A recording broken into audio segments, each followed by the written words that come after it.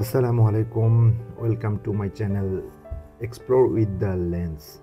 আজকে আমরা এক্সপ্লোর করব আমরা নওগাঁ জেলার পাশ দিয়ে বহমান ছোট যমুনা নদী। এই ছোট যমুনা নদীটা জয়পুরহাট, দিনাজপুর এবং নওগাঁর ভিতর দিয়ে প্রবাহিত হয়েছে। এই যে আমরা নওগাঁ শহরটা আসলে ছোট যমুনা নদীর পাশ দিয়ে অবস্থিত। ছোট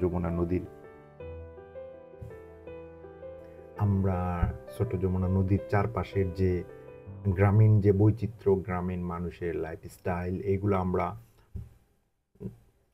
এক্সপ্লোর করব। আমরা এই যে দেখব এখানে কিভাবে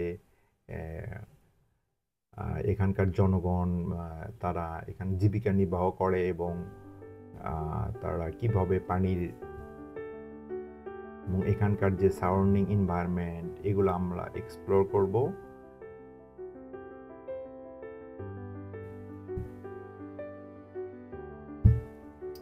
ছোট যমুনা নদীর উৎপত্তি স্থল দিনাজপুর জেলার পার্বতীপুর উপজেলার চণ্ডীপুর বিল হইতে এটার উৎপত্তি স্থল।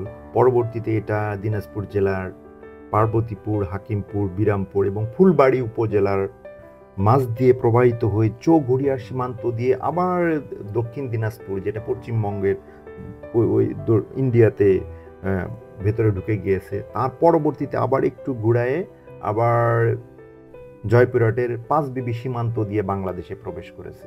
এবং এটা হচ্ছে জয়পুরহাট এবং নওগাঁর ভিতর দিয়ে প্রবাহিত হয়ে নওগাঁর যে আত্রাই উপজেলার যে কালিকাপুর ইউনিয়নের ওই জায়গায় এটা আত্রাই নদীতে। এখন আমরা দেখতে পাচ্ছি এখানে মাছ ধরতেছে প্রায় নদীর দুই পাশে। পানিগুলো খুব পরিষ্কার, কারণ খুব পরিষ্কার।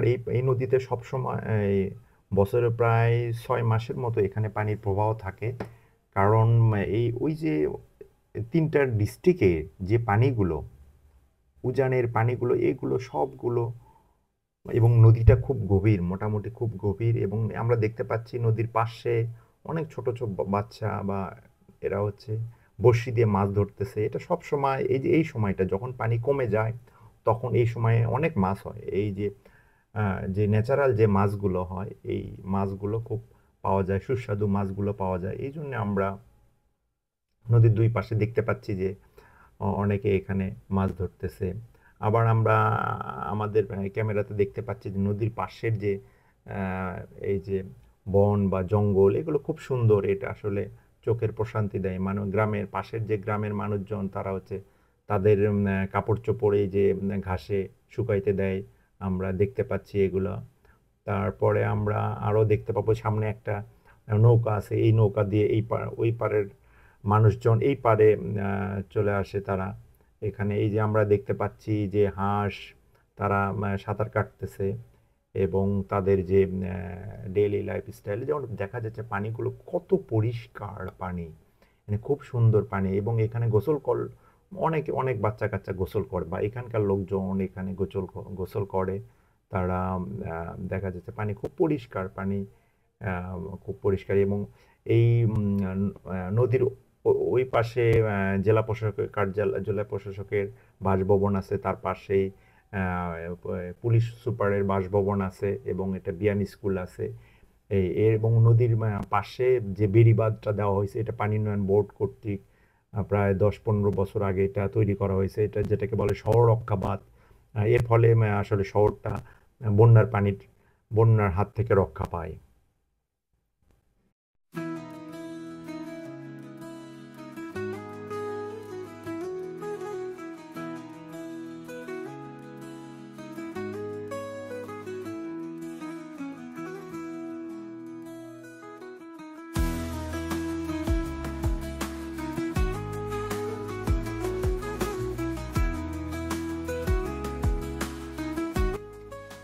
আমরা এখন দেখতে পাচ্ছি যে আমরা একজন বড়শি দিয়ে মাছ ধরতেছে, তার কাছে যাচ্ছি।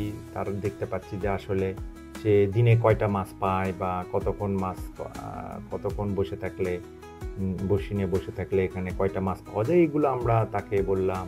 তাহলে মাছ মানে আশানুরূপ ওই রকম হয় না, কিন্তু পানি খুব পরিষ্কার এবং আরও হবে, কারণ বিভিন্ন জায়গায় নদীতে আসলে ন্যাচারাল মাছ, এই যে প্রাকৃতিক জলাধার, এই মাছগুলো আস্তে আস্তে কমে যাইতেছে। এই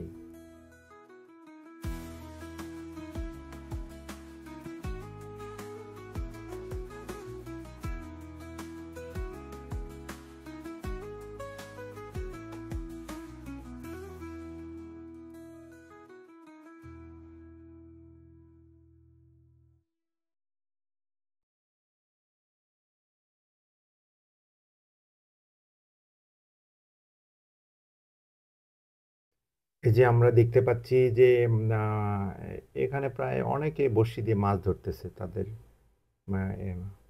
মডার্ন বড়শি আছে। এবং আমরা সামনে নদী পার হব, আমরা দেখতে পাচ্ছি এই লোকটা মনে হয় অনেক মাছ ধরছে দেখা যাচ্ছে। তারপর এটার পাশেই প্রায় একটা মাজার অবস্থিত, এটা জিন্দা পীরের মাজার যেটাকে বলে।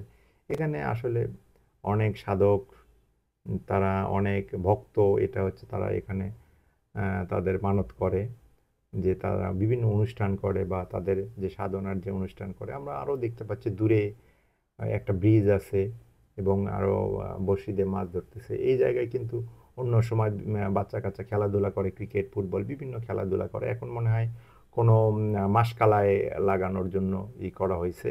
এই যে আমরা দেখতে পাচ্ছি নদীর পানি খুব পরিষ্কার, এই যে কার্ভ, সুন্দর একটা কার্ভ চলে গেছে নদীটার পাশ, নদীর দিয়ে চলে গেছে। এই সামনে আবার পাশে একটু আমবাগানের মতো আছে আমরা দেখতে পাচ্ছি।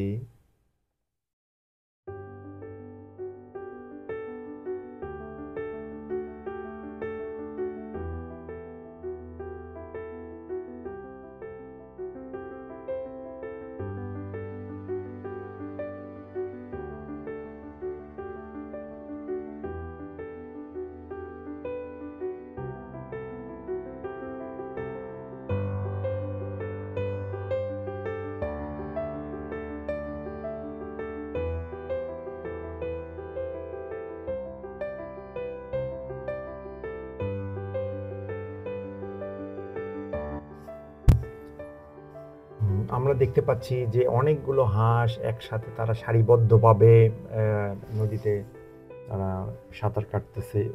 ও নদীটার ঠিক অপোজিটেই দেখা যাচ্ছে তারা বড়শি নিয়ে মাছ ধরতেছে।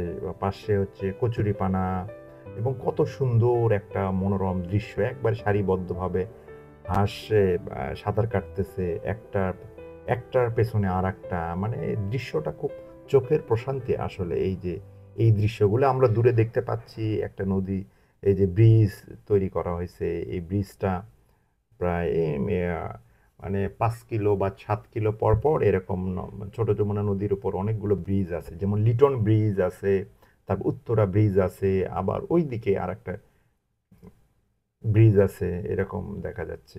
আমরা এখানে এখানে নৌকা দেখতে পাচ্ছি।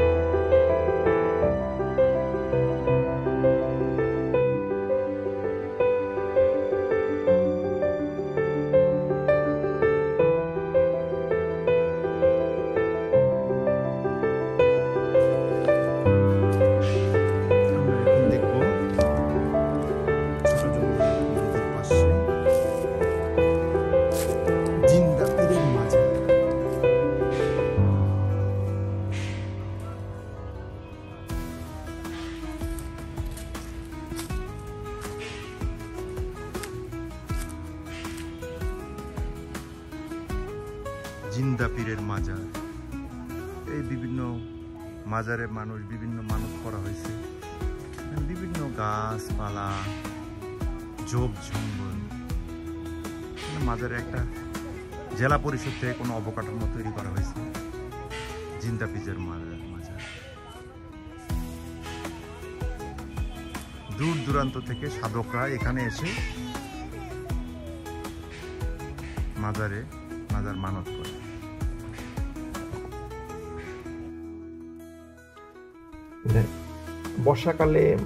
বর্ষাকাল বা আগস্ট সেপ্টেম্বর মাসগুলোতে অনেক বন্যা মানে অনেক পানিটা বাড়ে। তখন পানি বাড়লে দেখা যাচ্ছে যে এখানে ট্রলার চলে, যে মেশিন চালিত ট্রলার চলে এখন। এই ট্রলারের মাধ্যমে এখান থেকে প্রায় ওই ব্রিজের দেখা গেল ওই ব্রিজ থেকে এখানে লোকজন ট্রলার ছাড়ে, সেটা আবার একবারে আত্রাই নদীতে গিয়ে ওই তারপরে হচ্ছে যে পতিশর, রবীন্দ্রর যে কাছারি বাড়ি পতিশরে গিয়ে যাওয়া যায়। আবার এখান থেকে প্রায় চলন বিলে যাওয়া যায়, বিভিন্ন পিকনিক করার জন্য যায়, অনেকে মালামাল বহন করার জন্য নিয়ে যায়, প্রায় বালি বহন করে, বিভিন্ন অনেক কিছু। আবার যখন এর পাশ দিয়ে মোটামুটি নৌকা পানিটা ফ্লো আছে। এখন যেহেতু নদীপথের এই পরিবহন ব্যবস্থা কমে গেছে,